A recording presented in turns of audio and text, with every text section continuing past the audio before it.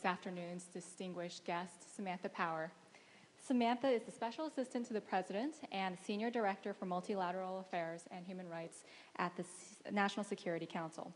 She most recently served as the Anna Lynn Professor of the Practice of Global Leadership and Public Policy at Harvard's Kennedy School of Government, where she taught courses on U.S. foreign policy, human rights, and extremism, and where she was the founding executive director of the Carr Center for Human Rights Policy.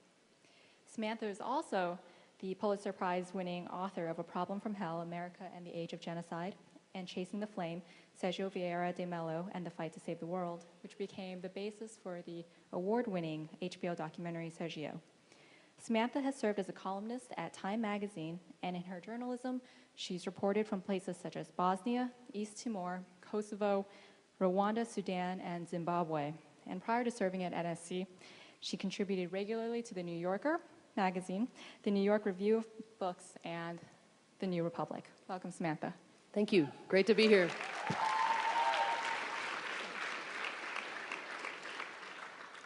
So I thought a good place to start is just at the beginning, and I wanted to ask you how you got into the human rights field and whether or not there was a particular moment when you decided that this is the work that you wanted to do, or if this was a natural progression for you. No, I was anything but, I think, in college, a human rights person. You know, the people who self-identify as human rights people. There's some of you out there. I admire you greatly. I was not one of you. My parents moved to America from Ireland when I was a kid, when I was 9, and we moved to Pittsburgh, Pennsylvania. And the year we moved to Pittsburgh, the Pittsburgh Pirates won the World Series and the Pittsburgh Steelers won the Super Bowl. This was a very, very long time ago. And I became a sports junkie. It was like my way of fitting in. I practiced an American accent in front of the mirror, and I learned the ERA of various obscure National League pitchers. And I grew up wanting to be a sportscaster, a sports reporter of some kind. I had the great privilege of going to Yale University as a college student, and in lieu of really focusing on what Yale had to offer, I had a sports talk show and was the play-by-play voice for the Yale men's basketball team. So this is how extensive my pathology was in those early days. But the summer after my freshman year, I interned at the CBS Sports affiliate in Atlanta, which is where I'd gone to high school.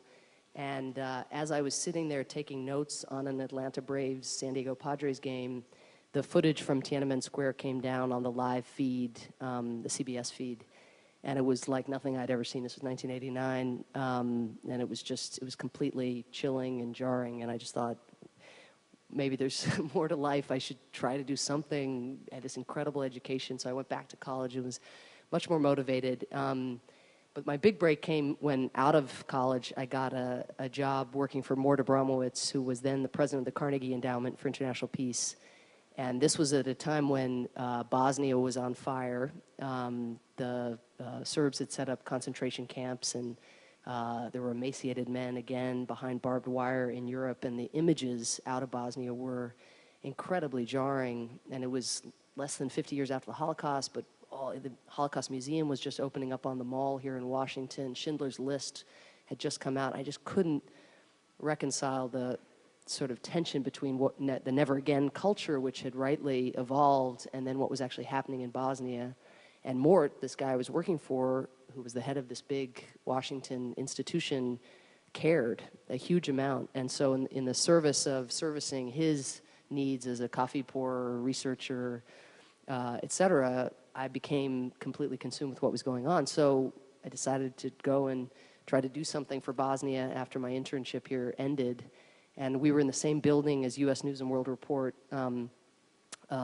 which was at that time, as today, U.S. News and World Report. But nonetheless, it was the only magazine I would ever have any contact with. So I went down to see the chief of correspondence and said, I really want to go and do something and help somehow. And he said, well, what have you done? And have you covered a war? And I said, no, but I covered the Yale women's volleyball team. And he was highly skeptical. But I found my way over there, and he did agree to take my collect phone calls. Are there even still collect phone calls? This was like a major achievement that I wouldn't have to pay for these phone calls. And sure enough, the story over there basically wrote itself. It was a wonderful community to break into. The other journalists were very accessible. It was not cutthroat in the way that you would expect. It was a war. So people were very, very collegial. And therein, I guess, I became a human rights person. But even then, I just thought I was covering tragedy and something that the U.S. government should be doing more about. I didn't self-identify as a human rights person. But after Bosnia, I went to law school. And while there, I kept being told I was a human rights person. So I was like, oh, I guess I'm a human rights person now. And, ended up from there going on to create a human rights center and writing a book on genocide, which, again, I was told was a human rights book. But to me, it was a book about American foreign policy and why we didn't do more. So that's the kind of gradual evolution. But now I'm a proud, self-identifying human rights person. So...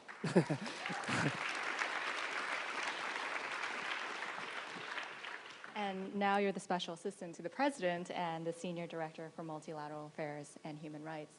But what does that mean exactly? What does your typical day entail? What kind of responsibilities? And is there even a typical day? When I first got this job, which was thrilling, I went to see Strobe Talbot, who had been Deputy Secretary of State under President Clinton. And I just said, what am I in store for here? I've never been in the executive branch. How will I find my way? And he said, the best way to think about this is that you are an individual squaring off against a tennis ball machine. And the tennis ball machine is really close to you, and you have no time to swing and pretend it's like Serena Williams' speed or Andy Roddick's serve speed. And that's what it's like. A lot of it is reactive. But first, to start, I know you've heard from Jim Messina, but the place, to get to walk in the morning, I drive into work with my husband, who also works in the executive branch. He works on the second floor. I work in the third floor of the old executive office building. We drive in together. Cass Sunstein, he works on regulation, and he insists that lest we get jaded in this life, that we walk by the White House that is in front of the facade, the incredible facade of the White House, entering the front gate of the White House every day as we enter, and that even, and I was just telling this to John Podesta, even when I was nursing my one-year-old boy and desperate to get home so I could nurse, he insisted on the way out that we walk in the opposite direction of our car and in front of the White House on the way back out, just so we never lose touch with this incredible privilege that President Obama has thrust upon us. And sometimes it's hard because the urgencies of your personal life also are pulling you home, but to always remember where you work is an incredibly important part of, it's probably the only part of the typical day that remains typical, is needing to impose that discipline to remember, again, that just the incredibleness of it all. And so in terms of my job, I have three big things in my portfolio: human rights, as was mentioned, multilateral affairs, which is anything to do with the UN system or regional organizations, basically wherever there's an organization or a regional international framework, that's multilateral, as you know. And then recently, the president decided to create the first ever director for atrocity and genocide prevention. And that person also works with me in my office. So basically, it's a three-pronged portfolio. I've done 3 books in my life. One was an anthology on human rights, one the book on genocide, and a third on this incredible UN guy, Sergio de Mello, who was this James Bond, Bobby Kennedy figure who was blown up in Iraq. And so my job is unbelievable. It's these 3 things. It's human rights, atrocity prevention, and anything to do with the UN. What the NSC does, as most of you know, and I have learned how it works at its best, often through probably not doing everything right the first time around, but we basically convene different actors from the so-called interagency. So you always want a meeting where you get the perspectives of all parts of government. I mean, just like President Obama talked about the team of rivals, so too within the government there are all kinds of different perspectives. Even though we all serve the president, we all have a set of shared values and a shared sense of the U.S. National interest, but nonetheless, you're going to have different perspectives. So no one person, in the interagency is going to just make a snap decision about what to do about a particular issue. So you bring these perspectives together. So you have somebody from the CIA, from the Defense Department, from Treasury, from Trade, Commerce, State Department, US, UN, you name it. And you get all these perspectives. And then you try to just coordinate and kind of nudge along, make sure that the president's perspective on these issues is well channeled. When the earthquake happened in Haiti, an interagency process like that congealed very, very quickly. My little piece of it was to think about how the UN mission, which had been decapitated by virtue of the earthquake, like all the top officials, so many of them had been killed, how we could get reinforcements from elsewhere around the world, and how the UN humanitarian effort could be channeled in a hurry in conjunction with the US effort. Cass and I have worked with Secretary LaHood at the Department of Transportation, Ambassador Rice, on an initiative, and this one is for all of you, to ban globally texting while driving. Believe it or not, this is for each and every one of you. This is, if we're not careful, within a generation, driver distraction could become a larger cause of death than HIV/AIDS, believe it or not. And so we're trying to push this. This is the one joint Power Sunstein initiative, again, through the efforts of others. Our landmines review, where the president has decided to initiate a review of our position on landmines. We're not a member of the Ottawa Convention, but we're reviewing whether or not to be part of that. So again, bringing the different perspectives from the government together and trying to tee up decisions, for the president and for deputies and principals and so forth. So on a given day, anything that involves human rights or mass atrocity or multilateral affairs can cross the desk of my desk, and anything to do with foreign policy. So you can imagine the wide range of issues would tend that anything that where the decision isn't obvious and there might be competing perspectives, in all likelihood is going to make its way, up the chain. So nothing typical, but a lot that's very challenging. And in all of this, when you're coordinating, when you're seeing the process behind the scenes, I mean, you're on the inside. So tell us, in making these policies and in directing what the United States should be doing, does activism matter? Does what students do what advocates do, what activists do matter? I mean, completely. completely. The fact that there is even a person with my job title at the White House, I think, is a tribute to activism.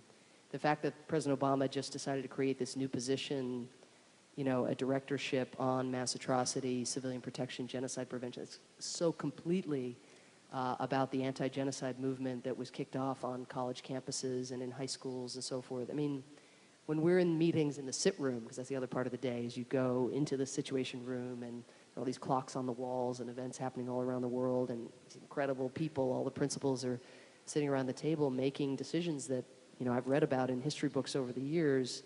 I would say that on a lot of issues, it's as if there's like an empty seat that isn't filled, and that's, the outside world, the public, the people who have spoken, the people who have tried to represent the view of the people. And often that gets played out through the legislative branch because, people like you reach out to your members of Congress. The Congress then reaches out to the White House. Often it's through the editorial boards, but everybody's very conscious of where are the American people. I mean, we're all, put in these jobs by virtue of this incredible election that gave us, I think, this amazing leader that we have, but we're accountable to you. So I'm struck now on the inside. I've written books about the role of activism. I've been an activist and often despaired, of whether or not the voices were being heard. But I can tell you, it is like a voice in people's heads and a voice at the table. Well, as you can see, we've got a group of very bright, young, engaged students here. And this is this is actually what I would consider the next generation of leaders. And this is a generation that's more connected and more productive and more engaged in the world than any generation before it. What advice do you have to offer them for these students and these young people who want to get engaged on these issues? How can they make a difference, and how can they have a career like yours? Well, I guess I'd say this is always the risky part where you sound a little preachy. And first, when I was sitting where you were, as you hear from my topsy-turvy journey, I don't think you can do the sort of linear. People may be able to do it. I certainly couldn't do the linear. I want to be an author. I want to be working at the NSC by the age of da-da-da-da-da.